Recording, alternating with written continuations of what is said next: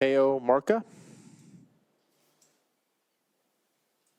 Thank you, Honorable Chair and committee members. My name is Teo Morca, opposing House Bill 1541.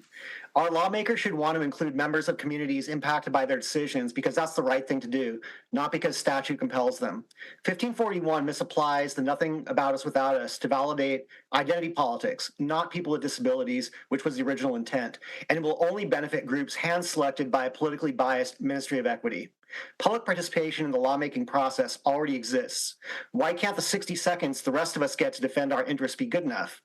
If this does become law, I will expect two things. One, that the laws passed that did not include direct input from those impacted will have no legal force or effect, including retroactively. And two, for example, whenever gun control legislation is proposed, qualified members of the underrepresented pro-gun community will be guaranteed a seat at the table under this law. Because this legislation doubles down on identity politics and will not be applied equally to other underrepresented groups deemed unworthy by the Ministry of Equity, I urge your no vote. Thank you. Thank you. Sharon Damoff, to be followed by Katrina Johnson. Thank you. Sharon Damoff, opposed to 1541. I have a couple of problems with this bill. First, I see it cites immigration status as one of the factors for underrepresented groups.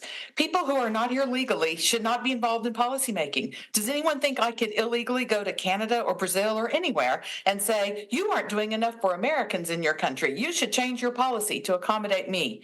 Or another example that's much in the news, what to do about men who want to act as women. If you have a committee recommending policy about men in women's prisons or women's restrooms or women's sports, are you going to say there have to be 3 so-called trans people on that committee?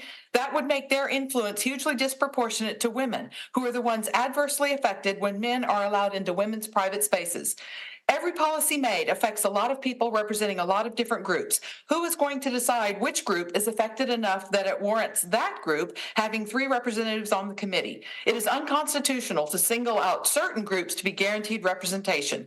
The overall problem is thinking of people as members of identity groups. We should all be thought of as individuals, and the law should treat all people equally. Thank you. Thank you.